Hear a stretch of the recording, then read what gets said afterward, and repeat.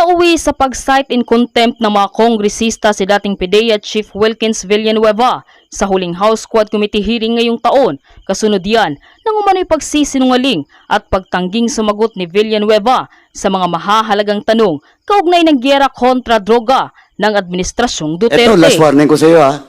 Sa nangyari, you're lying. Oh, gusto mo i-cite ko na? Paano pa yung mukha mo eh? You're not respecting this committee. Ayon pa kay Representative Paduano, iniiwasan ni Villanueva ang mga tanong kung siya ba ang nag-interrogate kay Jade Pilapil Say. Si Say ang asawa ng Chinese na si Alan Say na umano'y financier ng Shabu Lab na nakatanggap raw ng mahigit 300 million pesos na halaga ng iligal na droga noong 2004. Si Alan Say rin ay tauhan ni Mike Kilyang na naging economic advisor ni dating Pangulong Rodrigo Duterte. Samantala mga kuha ng CCTV patungkol sa AJK, ipinalabas na sa House of Representatives. Dito, malinaw na ipinakita ang mga tunay na pangyayari sa mga biktima. At para na rin sa pagsunod sa community guidelines ng YouTube, ay hindi namin ipapakita ang masiselang pangyayari. Panuurin, pakinggang mabuti at kayo na ang bahalang humusga. Ngunit bago tayo magpatuloy, huwag kalimutang i-like, share, subscribe, and click the notification bell for more updates and for more upcoming videos. Maraming salamat! Blatter na binabasa ko. And I do not know the reason why you do not know. Parehas tayo nanggaling sa police, di ba? You are more ranking than Colonel Acerto, tama? Pareho lang kami nun, Mr. Chair. O, pero yung issue ay drugs, tama? Yes, Mr. Chair. And pursuant to the law, lahat ng operation ng police tungkol sa illegal drugs, it should be coordinated with PIDEA. Pursuant to the law. Tama? Yes, Mr. Chair. So in other words, sa joint operation na binabanggit mo, ikaw ang overall ground commander. Yes, Mr. Chair. And you are the one responsible for what your men will do and will not do. Tama? Yes, Mr. Under Chair. the principle of command responsibility. O bakit Yes. dinideny mo ngayon na hindi mo alam? You should accept responsibility for all the things that your people did outside the bounds of law. Di ba? Turo sa atin yan eh. And now, here, naririnig ko yung sagot mo kay SDS. You do not know anything about it. Inihuhulog mo na yung mga tao mo. And that is not supposed to be the case for a commander. Di ba? Kaya sagutin mo si Juan, si SDS ng tama. You are the overall commander of the joint operation. Kung ano man ang mali doon, sagot mo dapat. Kasi ikaw ang commander eh. Yes, Mr. Chair. Yes, answer the questions of the SDS properly. Kasi nagtataka ako. Parehas tayo ng pinanggalingan. Pero hindi ganyan yung pagkaturo sa akin. Thank you, Mr. Chair. Man, Thank you, Congressman Acop. With the indulgence again of Congressman Okay, I will give the floor to Chairman Okay, Taraps. Congressman Paduano, you are recognized. Chairman, anyway, naunahan lang ako ni Chairman Acop. Kasi, General Wilkins, ito, last warning ko sa iyo ha. Sa nangyari, you're lying. Oh, gusto mo i-cite ko na? Paano pa yung mukha mo eh? You're not respecting this committee. And I warn you, this will be the last. Kanina nang tinatanong kita, akala mo hindi kita babalikan? Now you admit that is all about your command responsibility. Well, in fact, magtuturuan na, aserto, dinideny mo. Of course, your words against the words of aserto. Now, eto si Jed. Did you really interrogate personally, Jed Pilapil? Yun nga, Mr. Chair, hindi ko kasi maalala na nakinausap ko siya. Basta ang alam ko, Nasa opisina siya, Mr. Chair. Ayun And yung I problema. don't lie, Mr. Chair. You're not lying, you lie! Just a few minutes ago. Sa harap ko. Sinabi mo na delegated, that authority was delegated to your personnel. Yes, Mr. Chair. Nung tinanong ka ni Chairman Akop, inamin mo. Question of command responsibility. Are you not lying? No, Mr. Chair. Also, Mr. Chairman, with that, I move to cite in contempt General Wilkins. Pasensyaan po tayo dito. In violation of Section C, Section 11, letter C, of our rules. So, Mr. Chairman, pinagbigyan na kita. Yun pa ang sagot mo? There is a motion to cite in contempt General Wilkins Villanueva for violating Section 11, paragraph C, refusal to answer relevant questions from the committee. This was duly seconded. And do I hear any objection? Hearing none, the motion is approved. Mr. Chairman, can I move for 1 minute suspension? 1 minute suspension. The chair just ruled on a motion to cite in contempt General Wilkins Villanueva. And this was duly seconded, and there was no objections recorded, and the motion was carried. But in a huddle between my co-chairs, we were discussing as to where we will detain General Wilkins Villanueva to serve the contempt order by this committee. But before that, our senior deputy speaker has signified his intention to make a manifestation. So at this point, I'd like to recognize Senior Deputy Speaker Gonzales for his manifestation. Thank you, Mr. Chairman, because the question emanates from my part, because I'm asking DG Wilkins about the warrant of arrest, and he did not answer. And I give the floor to Congressman Acop, and then followed by Congressman Paduano. Well, that's why I asked for a 1 minute suspension, if they will serve the contempt now, or maybe because in the spirit of Christmas, it's holiday, you're here. And I give the floor to General Acop, Congressman Acop. Congressman Ako, what is the pleasure of Congressman Ako?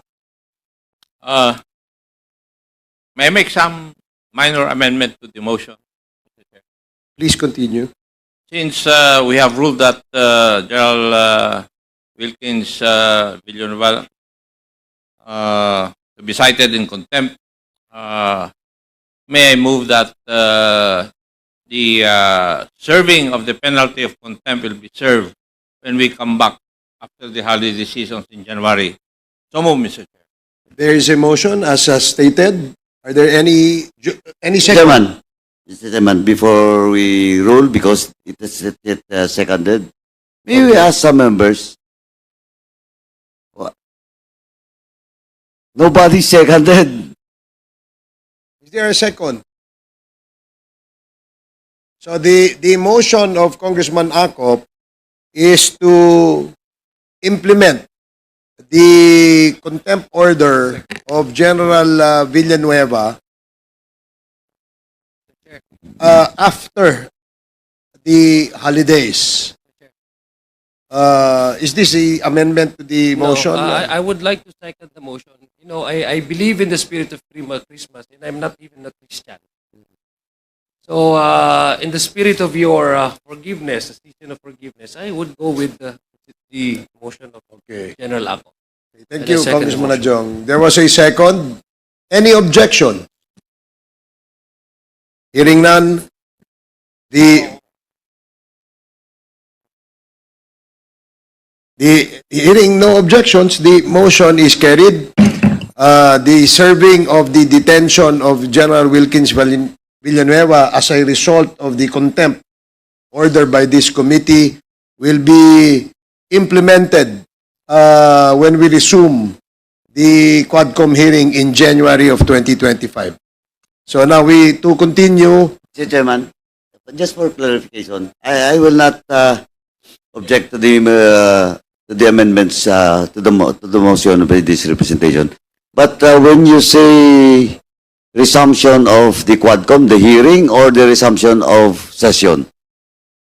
The Yes. resumption of the next scheduled Quadcom hearing, which we will determine before the opening of or the resumption of our session in January 12th.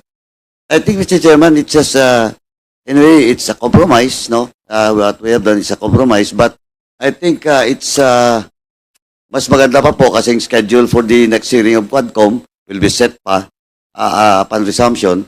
I think upon resumption, Mr. Chairman, When you mean January 13, because the The- resumption of Congress is January 13. Congress will go on break on December 19, and we will resume on January 13, 13 po. 2025. So the detention of General Villanueva will take effect on January 13. Is that Yes, Mr. Chairman, to have a specific date, and siguro naman mahaba na yung bakasyon na yun. Okay. Are there any objections? Hearing none, the motion is carried. So, Comsec, please take note of the motions, amended motion that was adopted by the committee. So now we continue with our interpellations. The next to interpellate is Congressman Ernix Junicio.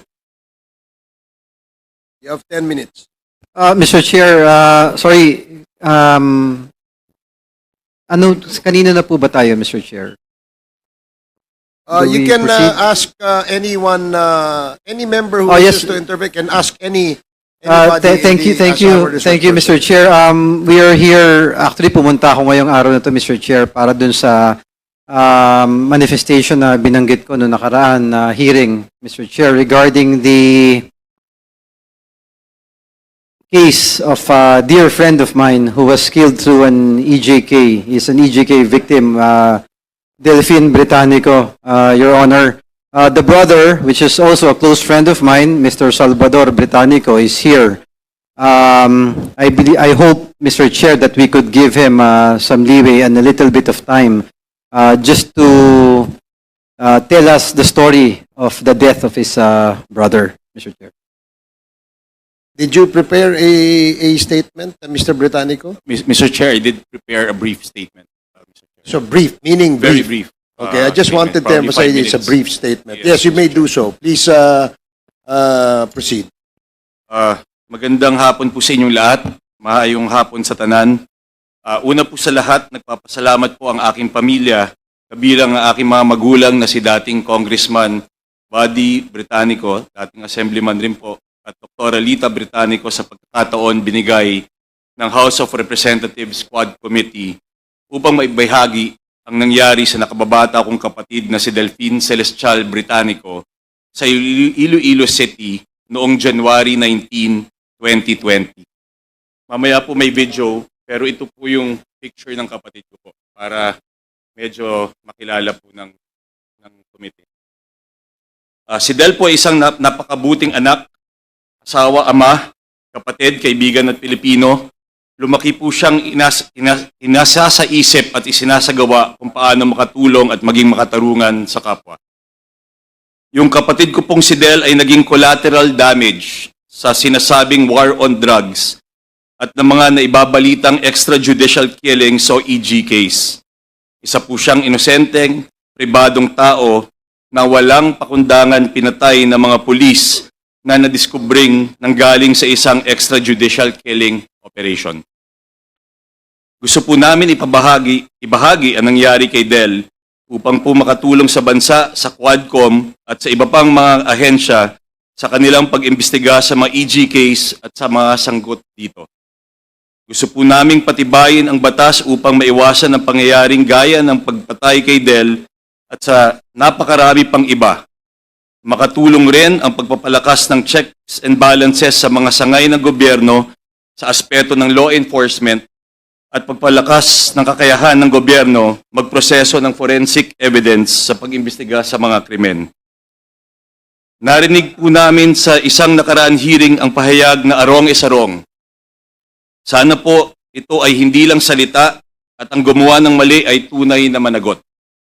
Narinig po namin ang pahayag, the end does not justify the means. Kami po ay sang-ayon dito. Maraming mga Pilipinong pinaslang.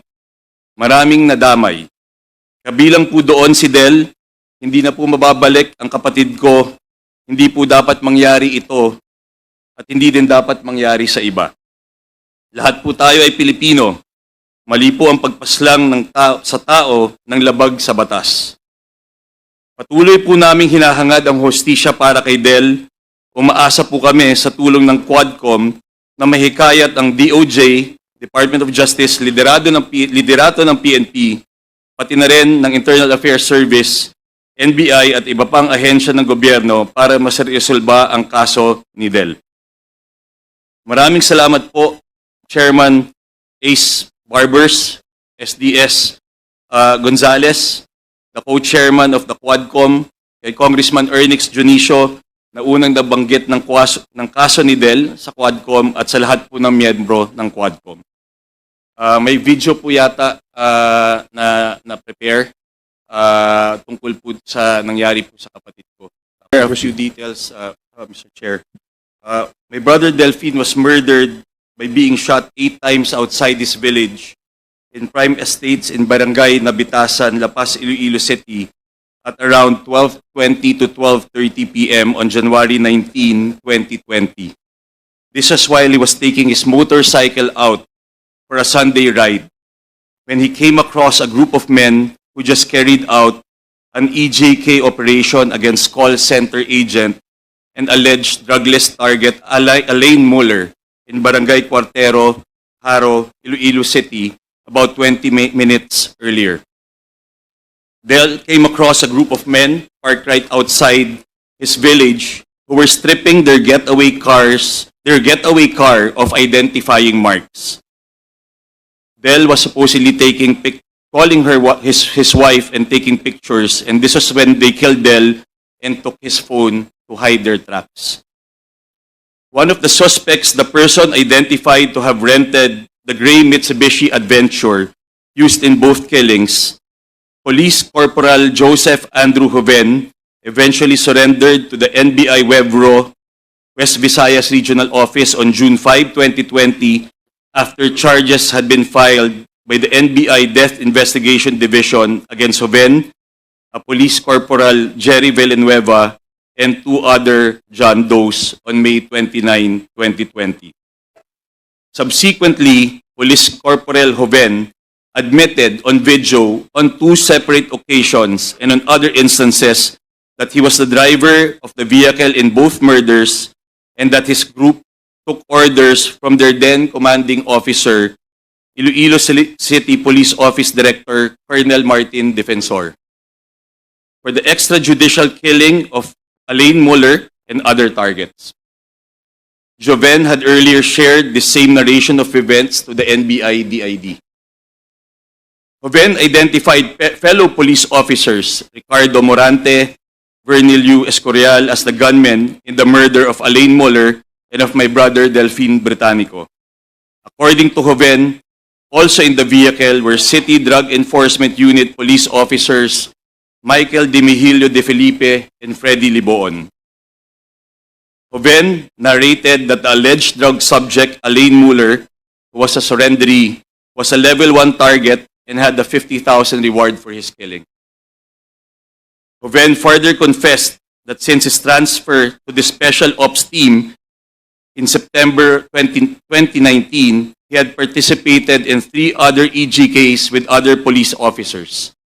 including Police Sergeant Melbert Orculio Nino, Police Sergeant Rodel Paulan, Police Sergeant Denay Risia, Joven confessed that these killings had been first under the command of a Lieutenant Colonel Godfrey Buslotan, then directly under the orders of the ICPO Chief of Police, Colonel Martin Defensor Jr.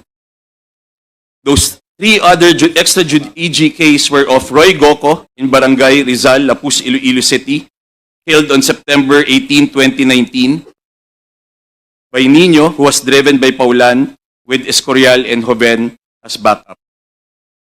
The second one, Felix Argenal Jr., was killed in Barangay Takas, Haro, Iloilo City, killed on October 18, 2019, by Escorial, who was driven by Joven, with Morante and Paulan as backup.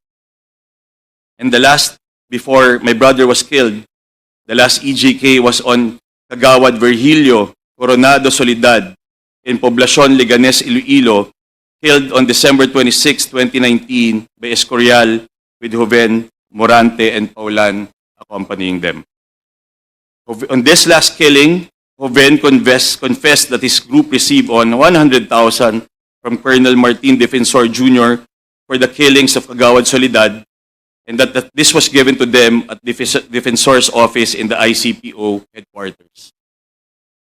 Joven claimed that then Colonel Defensor gave him sums of money ranging from 5,000 to 50,000 and advised him to hide after the killing of Del. Also, Joven shared information that Colonel Defensor protected, gave financial and other assistance to the other principals after the commission of the crime and covered up the crime committed as evidenced by the fact that he did not initiate the filing of any case arising from Delphine's killing. Further, Joven said that the Iloilo City Police Office has a CCTV system that recorded the entry of the adventure with the respondents Morante, Escorial, Joven, De Felipe, and Liboon on board and entering and leaving the ICPO premises after the killing of Del on the day after the killing of Del. Joven narrated that Police Colonel Defensor ordered that the ICPO's CCTV footage of that day be erased in order to destroy the evidence. Yun lang po ang summary, Mr. Chair. Okay, sige, maraming salamat and we condolence sa inyong pamilya. Congressman Ernix Dionisio, you have the floor. You have 10 minutes. Thank you, Mr. Chair. Actually, I'd like to ask lang sana ng mabilisan before I give my short manifestation. Do we have any representatives from Department of Justice? Yes, Good we do. afternoon, good afternoon, Mr. Chair and Your Honors. I am Prosecutor Wesley Yang, Your Honor. Hi, Attorney. Tama po ba? Yes. Attorney, sa pagkaalam niyo po, ano po ba ang status ng case ng pagkamatay ng ating biktima na si Del Britannico? Yes, Mr. Chair. Ang nangyari kasi walang warrantless arrest na nangyari noon. So, the case went through the regular proceeding of preliminary investigation. The complaint was filed, and after the preliminary investigation, the Department of Justice found probable cause to press charges against two police officers, Police Officer Joven and Police Officer Villanueva. Unfortunately, when the warrant of arrest was issued by the Regional Trial Court of Iloilo, Branch 31, ay hindi sila mahanap. So, on our part, we will coordinate with because this case was filed way back October 2021, and this case was delegated to the OCP Iloilo. So we will coordinate, the DOJ will coordinate with OCP Iloilo for the issuance of alias warrant to exert efforts again to locate the whereabouts of these criminals, Mr. Chair. Thank you. NBI, do we have any information? NBI, are you part of any investigation related to the killing of the victim, Del Britannico? Yes, Mr. Chairman, as narrated by Mr. Britannico, our Death Investigation Division handled the investigation of the case.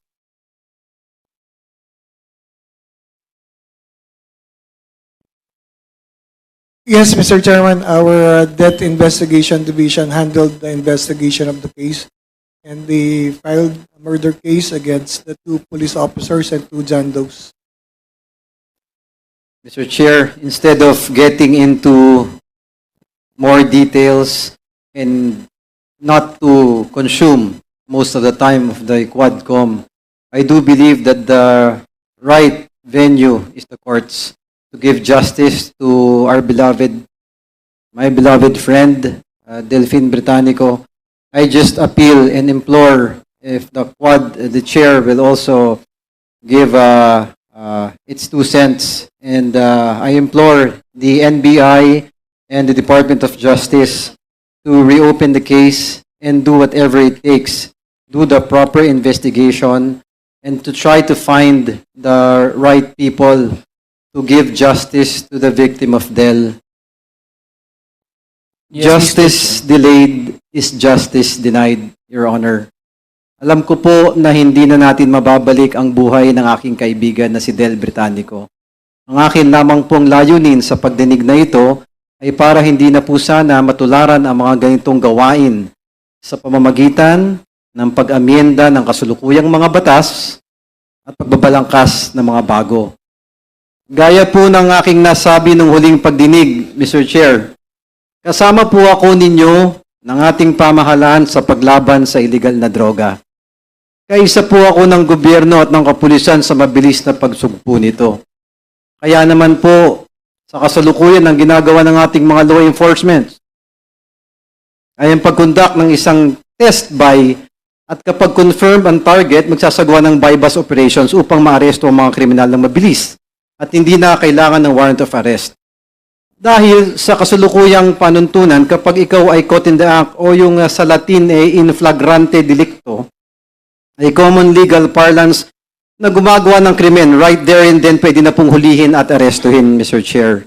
At kapag ikaw ay hindi nakikooperate at nilagay mo sa peligro ang buhay ng kapulisan, maaaring dumepensa ito at ikaw ay mapatay. Kaya lamang, ang ating iniimbestigahan ngayon ay ang pag-aabuso dito ng ilan. Na kung minsan, kahit walang unlawful aggression na requirement sa self-defense ay napapatay ang isang suspect na dapat arestuhin lamang. Worse, ang biktima na si Del Britannico, na hindi naman target ng operasyon at isang innocent bystander. Wrong place at wrong time, Mr. Chair. Pero yung pagpatay na ganun ay makikita mo na halang talaga ang bitukan ng mga taong gumawa nito. Bigla na lang binaril sa kadahilan ng kumukuha lamang ng video. Mr. Chair, hindi naman po bago sa atin ang dangerous drugs ng 1972 na inamyendahan ng Comprehensive Dangerous Drugs Act of 2002. At kung mapapansin natin, ginawang krimen ang planting of evidence na minsan ay ginagawa sa mga drug operations. Hindi lamang iyon. Ang gagawa nito ay mapaparusahan ng kamatayan under Section 29 of the said law, which states any person is found guilty of planting any dangerous drugs and or controlled precursor and essential chemical regardless of quantity or purity shall suffer the penalty of death. However, Mr. Chair, ngayon wala naman tayong death penalty sa ating bansa. Ang pinakamataas na parusa ay capital punishment. Itong probisyon ng batas na ito ay naglalayo na protektahan ang mga inosente sa pagsugpo ng droga. Layon ko po na makapagbalangkas tayo makapag-amyenda ng batas na hindi na maulit katulad ng pag-aamyenda ng batas natin noong 1972. Makagawa tayo po ng ilang batas, amyenda o bagong batas na that would prevent and protect the innocent lives in our fight against illegal drugs, Mr. Chair.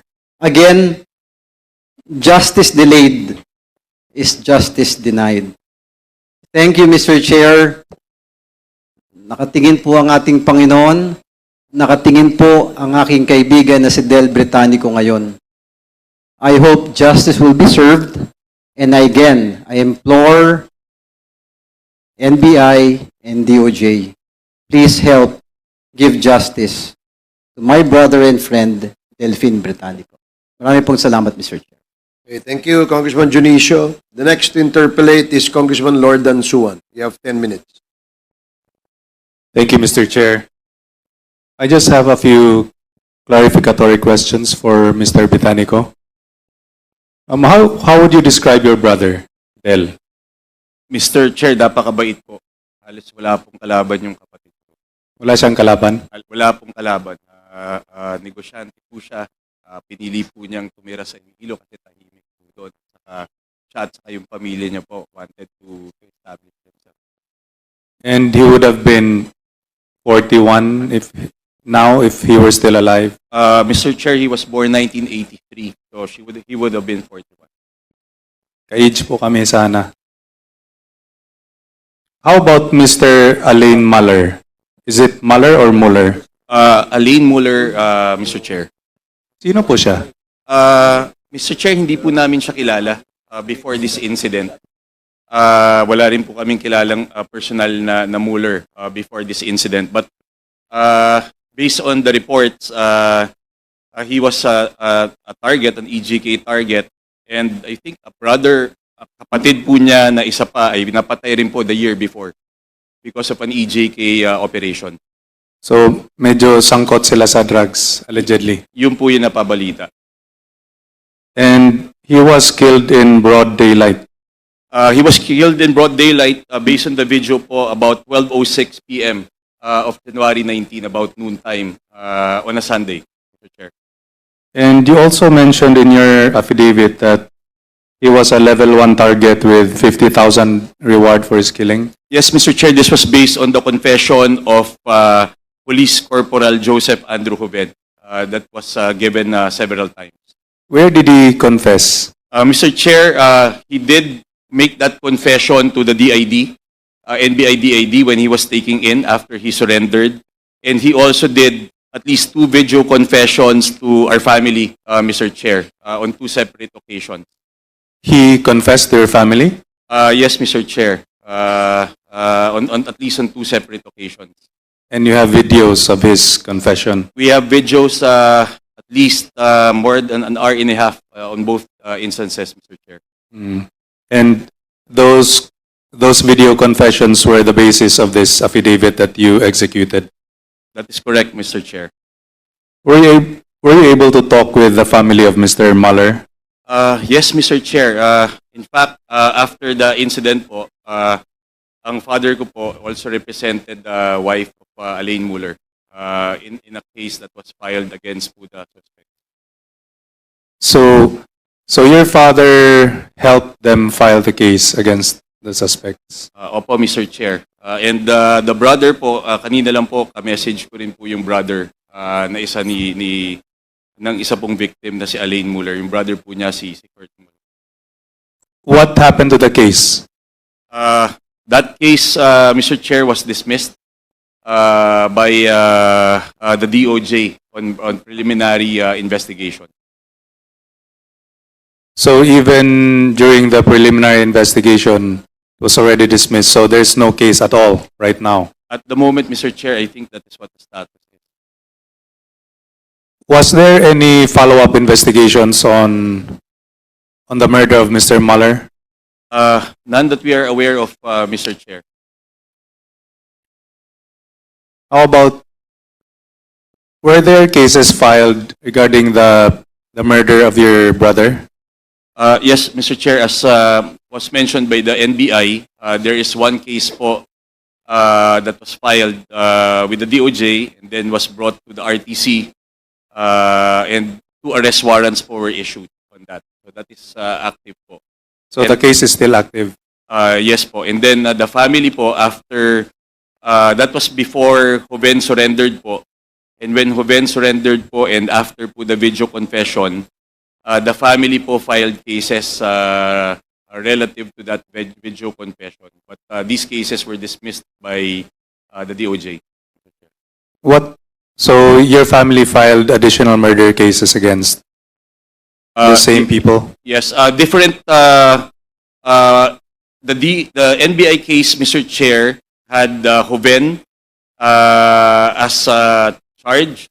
Also a certain Jerry Villanueva, also a police officer, and 2 John Does, Mr. Chair. The family case, using the basis of the Joven confession, had Joven and 4 other personalities, Mr. Chair. Who are these 4 other personalities? Mr. Chair, as mentioned earlier, these were Ricardo Morante, Vernilio Escorial, Michael Dimihilo de Felipe, and Freddy Libuon. Identified as gunmen by Joven were Ricardo Morante and Vernilio Escorial. By the way, also, Mr. Chair, we also included the Iloilo City Police Director at the time, Martin Defensor, when we filed the cases because of what was shared by Police Corporal Andrew Joven. But did I hear it correctly that this case was dismissed Yes, Mr. Chair, by the DOJ. by the DOJ? What was the reason for the dismissal? Mr. Chair, according to them, insufficient evidence to indict the officers, and then confession is inadmissible as evidence even against Joven himself. That was their basis, at least from their conclusion of that. Okay. I just have a few more questions because I'm curious about how were you able to say that the adventure was parked near that gate? Yes, Mr. Chair. We recovered video footages from the first shooting, Mr. Chair, all the way to the surrounding area, and we also had footages after that, Mr. Chair. And if you notice in the video, Mr. Chair, the adventure had tape on the side, reflectors. And we were able to retrieve those reflectors at that gate, Mr. Chair. Because as what was shared by suspect Joven, the reflectors were actually markers for the car, and also to somehow probably make sure that the operation goes unbothered or unhindered. But even before that, we were able to recover the tapes. At 12:18, 12:19 po, my brother was on the phone talking to his wife while he was parked po doon sa may area na yon. Tapos mukhang doon po siya linapitan, tapos binaril po. Haba pong nakasakay siya sa motorsiklo po niya, naka-helmet, saka po hawak po niya yung telepono niya. You mentioned in your affidavit that he was afraid that those suspicious-looking people were casing his house. Opo, Mr. Chair, kasi at that time po, 2020, yung gate po na yun sarado, wala pa pong masyadong laman yung village. Yung bahay po nila nasa dulo po ng kalsada, sa kabilang dulo. So parang, Mr. Chair, my brother was really observant by nature.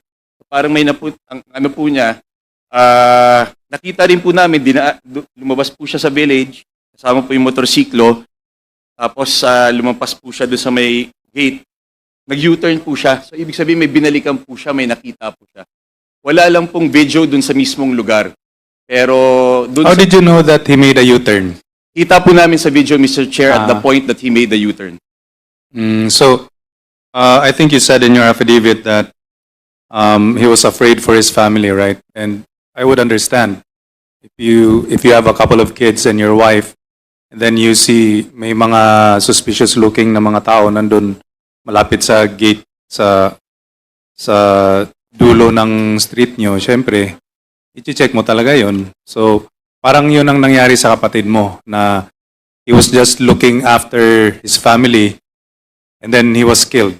Opo, Mr. Chair, and he was actually on the phone with my sister-in-law. When he was attacked, when he was shot? Sinasabi po niya sa sister-in-law ko po na may mga suspicious na tao dito. And that is logged po by the phone records of both my brother and my sister-in-law. And you're also certain that the same group that killed Muller is the one who killed your brother? We are certain of that, Mr. Chair. Number one, because of the vehicle, and also because of again the tracing of who rented that vehicle, which was traced to be Police Corporal Joseph Andrew Joven, Mr. Chair.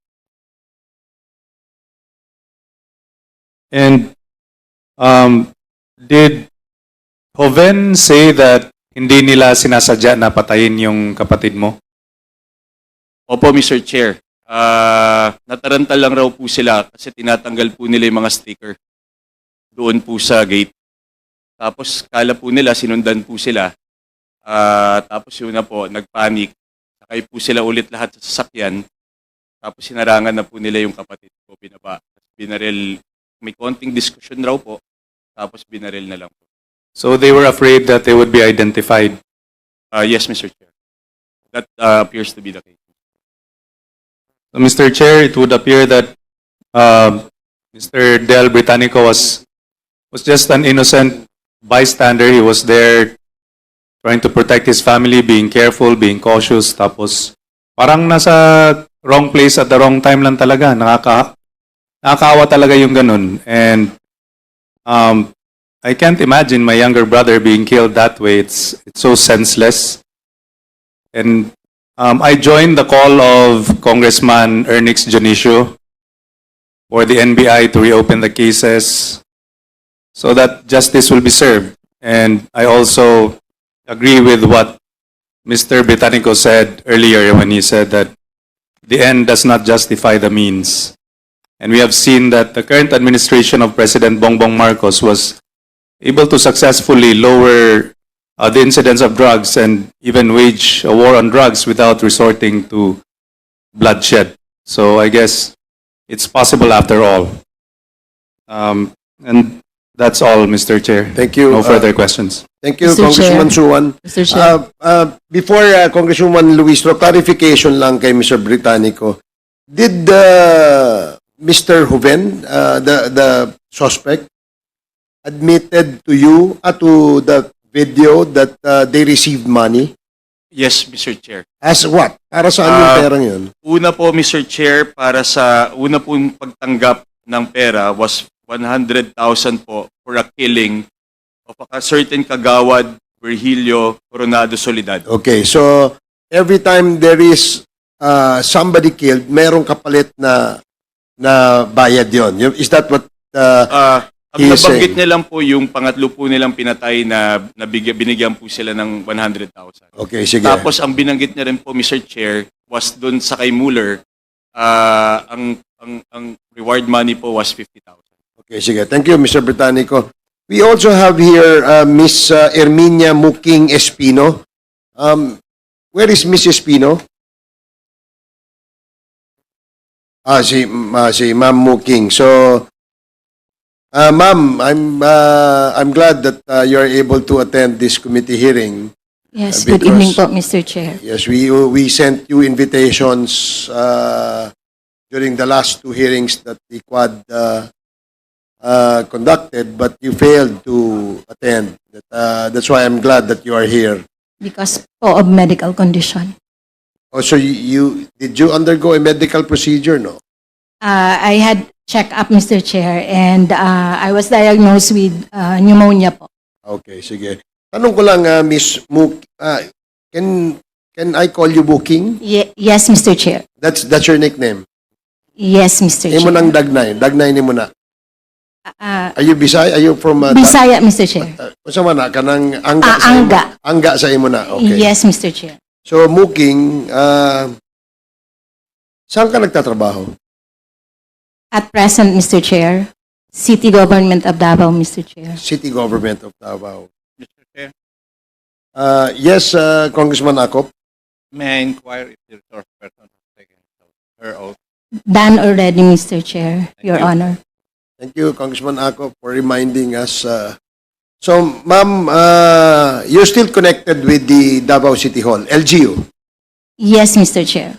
And previous to your employment now at the Davao City Hall, where were you connected? Office of the President, Mr. Chair. Sa Office of the President, former President. Yes, Mr. Chair. Okay, and what is your position at the Office of the President? Assistant Secretary, Mr. Chair, from 2016 to 2021 and 2022 to January to June of 2022, USEC, Mr. Chair. USEC of what, ma'am? OP, Mr. Chair. As a USEC, all those years you were under the OP. Yes, Mr. Chair, from September 2016 to June of 2022. So, first ASEC, ang entry mo was ASEC. Yes, Mr. Chair. Okay, prior to your being employed at the Office of the President, saan ka connected? City Government of Davao, Mr. Chair. So you were already at the LGU sa City of Davao before you became ASEC and then eventually became USEC of the Office of the President. Yes, Mr. Chair. Okay, so thank you. There was I cannot exactly remember what phrase or statement in the affidavit of Colonel Rina Garma wherein she mentioned your name as the one in charge of sending money. May I know to whom do you send this money? I don't send any money, Mr. So Chair. never. Never, Mr. Chair. Oh, hindi lang, I don't have kasi a copy of the affidavit of Colonel Garma, but I will try to look for a copy of the said affidavit. But in the meantime, I'd like to recognize Congresswoman Jinky Luistro. Sorry, I had to cut you earlier. May I know the pleasure of the gentle lady from Batangas? I have few interjections for Mr. Britannico to pursue the same line of question raised by the two gentlemen. Okay, Mr. please Chair. proceed. Mr. Britannico, can you please clarify? A certain Police Corporal Joseph Aldo Jovet made an admission. Saan po niya ginawa yung pag-amin na tinutukoy niyo? Una po niyang binahagi ang pag-amin po niya, Mr. Chair, Ma'am Chair, sa NBI-DID po. May we know who was the agent on case during that time? One of the agents, Mr. Chair, was Attorney Zulaika Conyales po. Attorney Zulaika Conyales. Po, among other Can you agents. please state the date when he did this admission? That must have been June 6 of 2020, Mr. Chair. Was that admission ever put into writing, Mr. Britannico? Hindi po, Mr. Chair. I wonder why. Yun rin po, Mr. Chair. Was the family present when that admission was given in front of the NBI agent? We were in the vicinity, Mr. Chair, but not on that same room, Mr. Chair. Was there no one who initiated to put this admission in writing during that time? At that time po, Mr. Chair, hindi po. All right.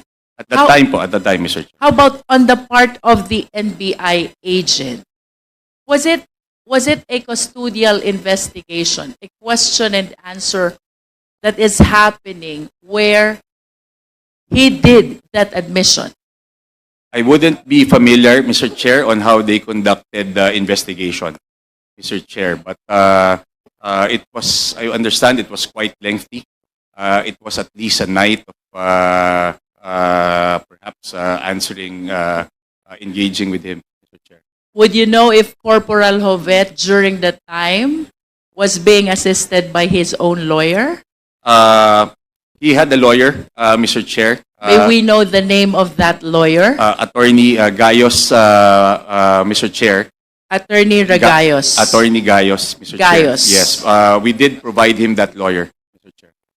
I wish to manifest, Mr. Chair, that if it was a custodial investigation that took place in the NBI, then I suppose that there is a record with the NBI where the admission was done by Corporal Jovet in the presence and while assisted by his own lawyer. And would you know also, if you are familiar, the Miranda doctrine was explained to him?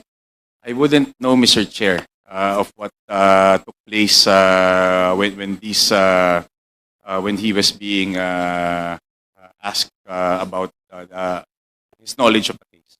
The reason, Mr. Chair, why I am raising these questions, I do not understand kung bakit mayroong nagko-confess na, umaamin na. Ano ba to? Pinalaya pa? Yes, Mr. Chair. Ultimately, a night after or the day after he was released, one of the reasons given was that it was in conflict of a theory. Arbitrary detention. It was in conflict with findings of their NBI's own investigation. How can it be in conflict if the person is actually admitting having killed not just one person, but actually, how many are they? 5. Yes, that is a mystery also to us, Mr. Chair. At that time, when Joven, just to explain a little background, Mr. Chair, on the circumstances, Joven surrendered after a case was filed against him. The case had information. This case is the case of your brother? Yes. When you said filed where? With the DOJ? With the DOJ, Mr. Chair. There was a witness that was identified, a certain taxi driver. Was it subsequent to or prior? The one you said he surrendered. Was it subsequent to or prior to the admission you were referring to earlier? It was the case. I'm sorry, if you could repeat that question, Alin Mr. po Chair. yung nauna? Yung sinasabi niyong admission before the NBI? Or yung surrender after the case was filed with the DOJ? Sumunod na lang po yung surrender after po nakapag-file ng kaso. I see. So, it appears that there were 2 opportunities already to take custody of the respondent at the very least. That's correct, Mr. Chair. Can I raise some question with the DOJ? May we know who was the handling prosecutor of this case? Mr. Chair, we will submit the name after the hearing, Your Honor. Can you please enlighten us? Fiscal, should I say? Yes, Mr. Chair. My admission, and correct me if I'm wrong, that amounts to extrajudicial confession already, because that happened during custodial investigation. And the respondent is being assisted by his own lawyer. What Yes, should be Mr. the Chair. process? Mr. Chair, if I am correct, what happened is that sometime May 2020, the police officer Joven voluntarily surrendered and admitted what he did. And around June of the same year, it is the time when the complaint was filed. The complaint was for the crime of murder and theft against the 2 police officers, Police Officer Villanueva. You were referring, sir, about which cases? The one filed in June. Britannico case, Mr. Chair. Britannico case. So, does this mean na nag-request ng preliminary investigation ng ating respondents? Mr. Chair, it is a regularly filed case by the NBI as well as the father of the victim, Attorney Salvador Britannico and Karen Britannico, the spouse of the victim, against 2 police officers, Police Officer Villanueva and Joven, and 2 John Does, for the crime of murder and theft. And because the theory is that they carried out the killing and that the taking of the cell phone was just to hide the crime that they committed, that's why the crime that was charge is murder, the theft was dismissed. Later on, 2 years after, they filed another complaint for robbery with homicide against I think seven police officers. Sir, let's go back to the extrajudicial confession. Would you confirm that what happened at the NBI during that custodial investigation is already an extrajudicial confession? Yes, Mr. Chair. From the point of view of the DOJ, of the National Prosecution Service, of the prosecutor, ano po ba dapat ang gagawin nyo given the fact na merong valid extrajudicial confession? Based from the resolution, Mr. Chair, Let's start from the date of the extrajudicial confession that the person is already at the office of the NBI.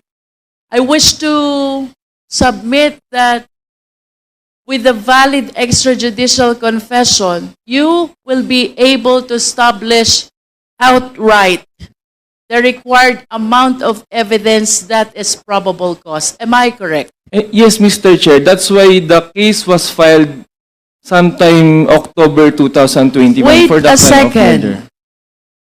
When did the admission at the NBI happen? According to Mr. Britannico, it was June 6, 2020. Why did it have to take until October of 2020? Mr. Chair, the second case was filed sometime 2022. The case that they filed was originally against 4 respondents only, Mr. Chair. Please pardon me for interrupting. I wish to be enlightened. No? My extrajudicial confession, Yes, Mr. Chair. executed June 6, 2020. The person of interest, if not the respondent, is already at the premises of the NBI. Mr. Chair, I think the NBI would be the best person to address that. Because what they filed is just against 4 respondents. And what the DOJ did was to file the case, the complaint that they filed. The DOJ Would you filed. know, sir, the date when the NBI forwarded the case to DOJ? I think around June 2020. June 2020, Mr. Britannico? Ma'am, just the sequence of events, Mr. Chair. The NBI first filed their case, which my father was also signatory. Doon lang po tayo sa first case, Yes, sir. yes. May 29 of 2020 po. So the very day when your brother was killed, May 29, 2020 po. So, 2020. yes, so about When did the incident happen? January 19, 2020. January 19. Opo. Alright. So na-file po yung case ng May 29, 2020. On June 5 po, Joven surrenders po, sa Iloilo. Tapos he was flown po to Manila, and on June 6, that was when po he was he was in NBI TAF po. And that is when he made the confession po to the NBI at the time. Alright. Balikan ko po si DOJ. This is actually an inquiry that I wish you will impart to all of us. From the point of view of the fiscal, mayroon kang valid extrajudicial confession. You will agree with me if I would say that that is enough to establish probable cause, right? Mr. Chair, yes, if that is the fact, Mr. Chair. Unfortunately, the extrajudicial confession was not signed, and based on the records, there was no allegation that the extrajudicial confession was made with the assistance of a counsel for the respondent, the one making the admission. Do you confirm that, Mr. Britannico, the extrajudicial confession was not signed? Hindi po pinirmahan, Madam Chair po. But it was made po with the NBI with the presence of a lawyer. It was done in the presence of the lawyer, but it was not signed. At the time po, Kasi ang sinasabi po, ang sinabi po ni NBI po at that time,